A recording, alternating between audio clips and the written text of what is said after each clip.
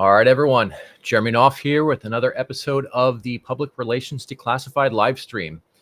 And today we're going to talk about a topic that is near and dear to my heart because it plays such a foundational role in public relations, in your authority status, in converting your audience into paying clients. And what we're going to talk about is 3 mistakes to avoid so you don't create a Temu version of your personal brand. Now, what do I mean by that? What I mean is the approach that most people make when it comes to building their personal brand is frankly shit.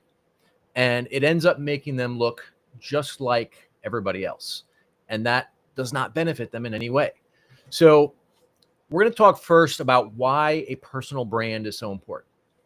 So a lot of people realize, but unfortunately not enough people realize, that an authentic, a genuinely authentic personal brand is essential today because we are bombarded with marketing pretty much everywhere 24/7 today, right? You know, you go and you pop into social media and you're getting marketing messages all over the place there, whether it's direct ads or whether it's somebody on social promoting a product or a service or an ideology, whatever it is that they're promoting, right? They're constantly marketing in our social media feed.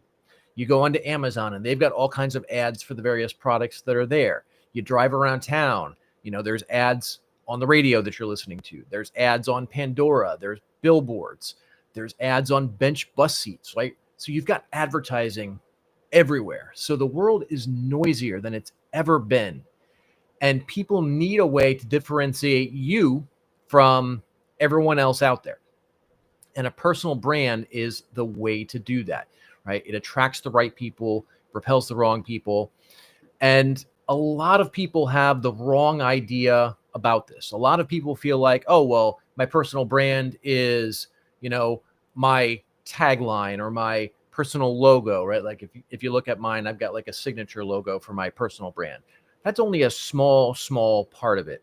The reality is your personal brand is not just what you do, not just the aesthetic aspects of your brand, but it's also who you are, right? What's your background? How did you get into doing what you're doing, right? What kind of specialized knowledge do you have? It also touches on, you know, what is it that you stand for or believe, right? What are the principles that matter to you, that you embody in everything that you do? Who do you do what you do for is another factor, right? An effective personal brand makes it very clear exactly who you serve, right? Who is it that you work with? Who is it that you try to help? And then we also want to look at why you do what you do. That is a foundational part of your personal brand. So all of these things, all kind of rolled up into one conglomeration, are what make up your personal brand and give people something to really latch onto, something that attracts them to you. Now, personal brand is so important because, let's face it, people are tribal. They want to work with people who they think feel like them, believe what they believe, you know, stand for the principles that they stand for. And this really goes way back, you know, throughout history. You know, this comes from our kind of evolutionary process, right? When we were small, you know, little villages, people needed to know that the people in those little villages, in those little tribes, had the same beliefs as them and would stand with them. And it was a matter of survival for them, right? They had to know that if the enemy came, that their people were going to stand up and fight. Or they had to know that when they were out hunting for food, that their people would go and chase the animal and hunt it and kill it so they'd have something to eat.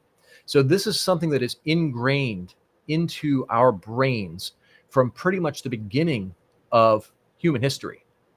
Now, what this does is it helps you to build an audience. It helps you to streamline the sales process because you're creating trust. You're creating a sense of familiarity. And what that does is it makes people trust you more, and then they're more likely to engage with your content. It makes them more likely to buy your products and services, more likely to refer you to other people. So this is an absolutely critical part of business today. Now, we're going to talk about 3 of the personal brand mistakes to avoid. And these are things that I see so many people do, including very smart people, right? This isn't something that just dumb or inexperienced people do. I see some absolutely brilliant people making these mistakes very often. So we're going to break down these 3 mistakes that I see people make that basically turns their personal brand into a Temu version of them, just a generic, diluted brand that doesn't really appeal to anyone. So the first thing is trying to appeal to everyone. And this is the antithesis of a personal brand, right? Because what is a personal brand? Well, when done right, a personal brand is going to attract the right people. It's going to bring those ideal prospects into your circle and help you to build and establish trust with those folks. It's also going to repel the wrong people. And this is something that far too many people try to avoid. The reality is you can't avoid it. It's okay that some people don't like you, right? Because what is going to make one person absolutely love you is going to make some other person absolutely hate you. And that's something you have to be comfortable with, because in order to attract the right people, you have to give them something that matters very much to them. And in doing that, you're also giving the people who don't like whatever that aspect is a very strong and compelling reason to hate you. And maybe hate is a strong word, but in some cases it absolutely is hate, especially if we're talking about something like politics or social issues. But let's be real, when it comes to business, people love and hate certain things. Take the topic of AI. I've got a lot of great AI experts in my circle. There's people that absolutely love AI. There's people that absolutely hate AI. And for these people, the things that are going to attract the people that love AI and want to use it in an effective way, that's also going to turn them off with other people, right? The people that don't like AI. That's just part of the process. It's something that you have to get comfortable with. And I generally look at it from the perspective of don't just get comfortable with it, get excited about it, right? Because if you're turning off the people who are not ideal for you, that means your personal brand is effective. That means that it's very likely attracting the right people and giving them a lot to get really excited and passionate about when it comes to your personal brand. And that helps you to build that authority status, helps you to become a recognized authority in your industry.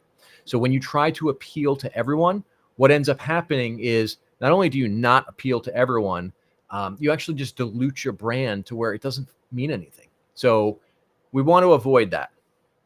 The other mistake that I see people making is trying to copy someone else's personal brand. Now, on one hand, I get this. You see somebody like a Grant Cardone or a Gary Vee or a Mel Robbins, and you think, hey, like they are absolutely crushing it. They've got this huge audience. They're saying all the right things. People love them.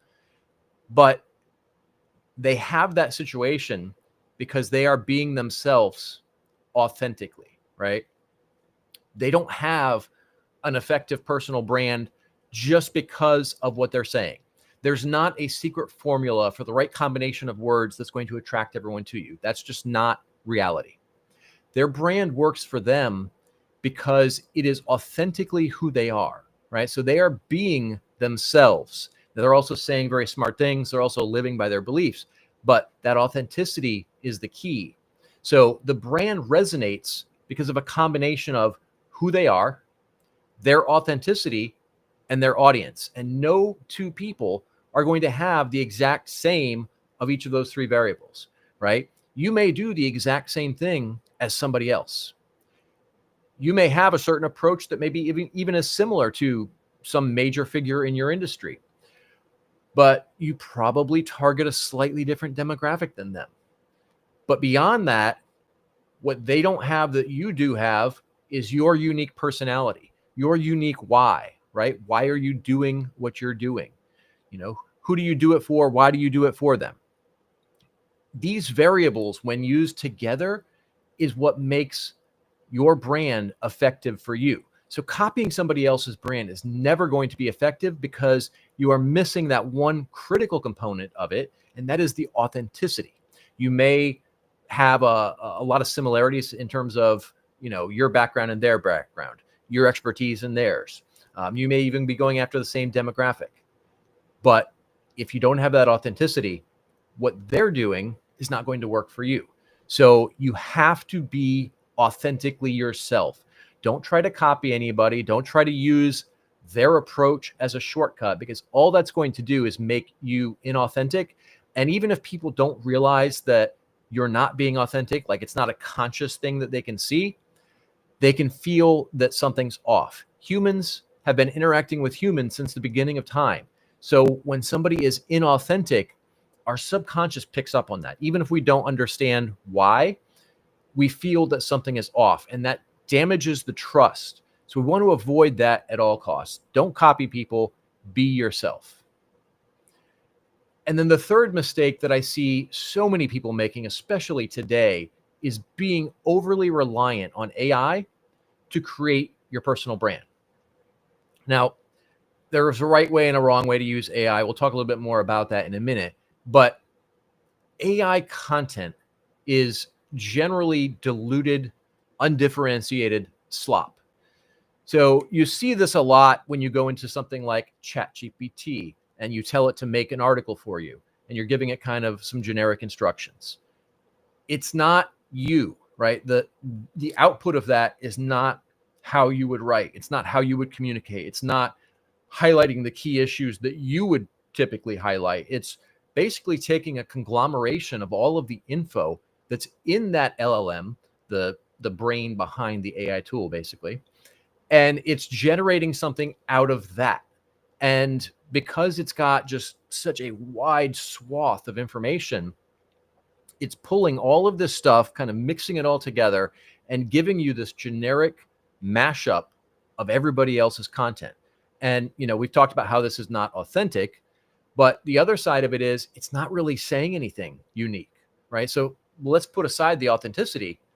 What are you saying in that hasn't already been said 600 million times online or from stage or on a podcast somewhere, right? So just leaning into AI to create a bunch of content to kind of drive your personal brand is essentially a nail in the coffin for your brand. Now, the problem that I see a lot of people make, or the mistake rather that I see a lot of people make here, is they try that and then it doesn't work. They don't get the engagement because there's nothing really worthwhile about the content. It doesn't resonate with people. So then they try to double down with even more content. So now they'll fire up ChatGPT and create even more posts, go publish a whole bunch more. They might even use it to create some video scripts, create a whole bunch of slop videos from AI scripts. That just makes the problem worse.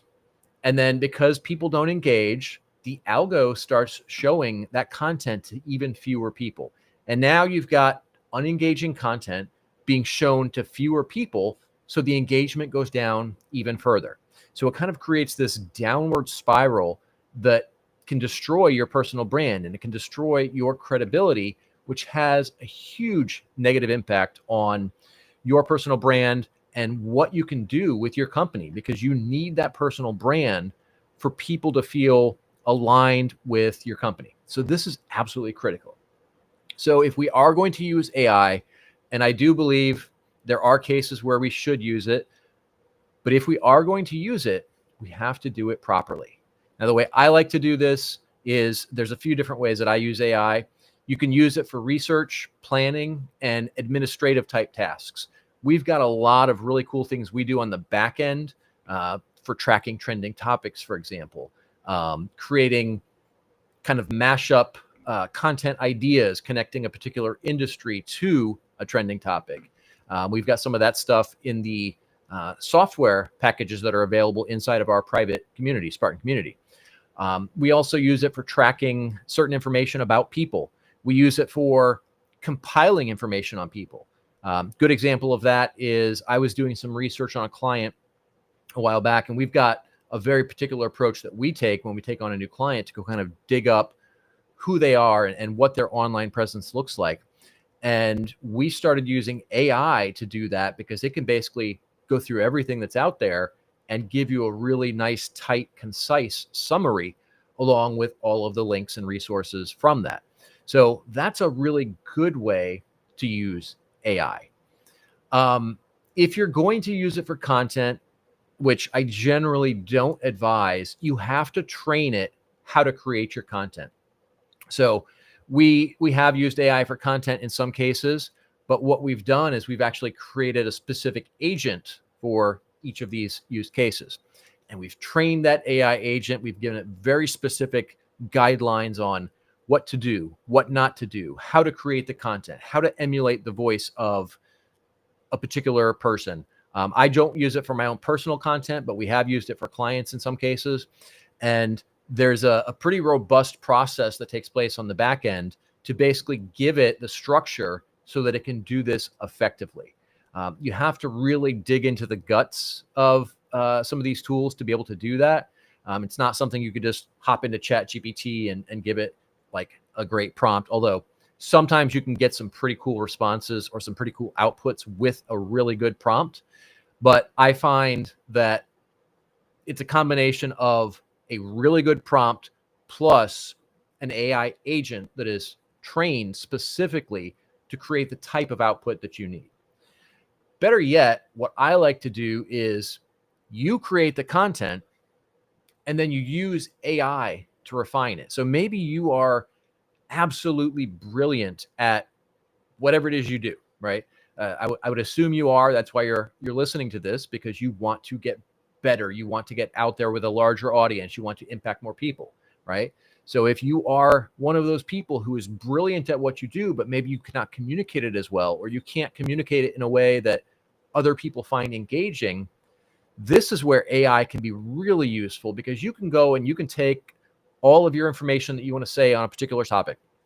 You can dump it into AI. Now we still need a killer prompt. We still need, AI set up properly so that it can understand what we're trying to do and create the proper output. But if you take this approach and you use it to then take that content that you wrote, where you've put in your information, and you have it create something that flows better, it's grammatically correct, it is engaging, it gets people's emotions going, that's a killer way to use AI. And then what you'll find is over time, as you do this, you will start to see that right out of the gate, from the creation perspective, your content starts to get better, because you're now going from here's my raw information to here's the output. Well, once you do that a whole bunch of times, you're going to start knowing how to create that content that engages people, that gets people emotionally connected. And so now you speed that process up dramatically, because your content is better before you even put it into AI in the first place. Now, this isn't something that's going to happen overnight. It does take time. But the longer you do this, the better you will actually get at creating content. So those are the ways that I have found to be most effective when it comes to using AI for your personal brand.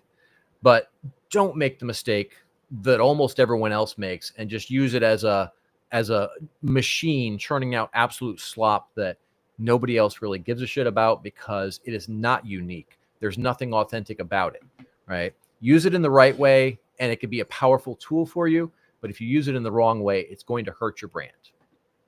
Okay, so those are the three key ways that I see people make huge mistakes in their personal brand that end up hurting their business in the long term. So we need to build an authentic personal brand.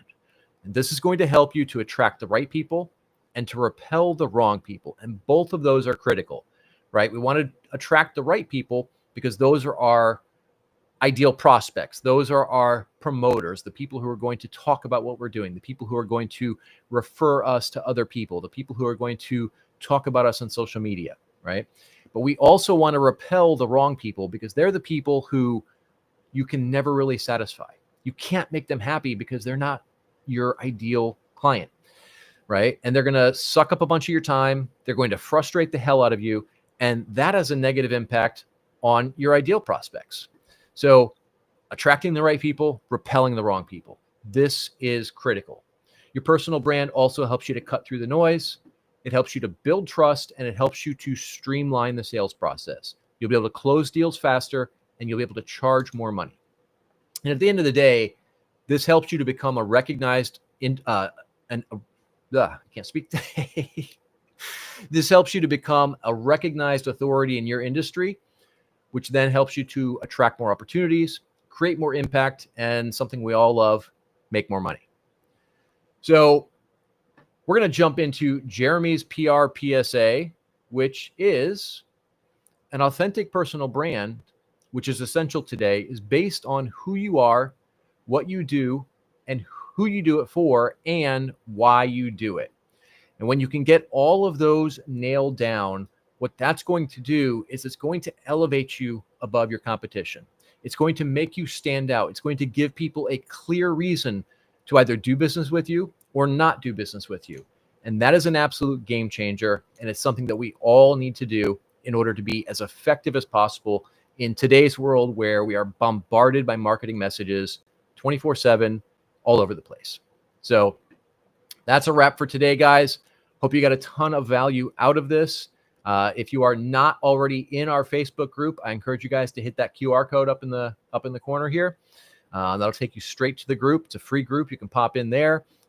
If you want to get more in-depth training like this, I would encourage you guys to join our Spartan community, which is a paid group, but we go deeper into topics like this, and then also have Q&A along with the whole suite of software inside of our portal that we talked about. So that's going to be a wrap for today, guys. Thanks for joining us, and I look forward to seeing you all in the next episode.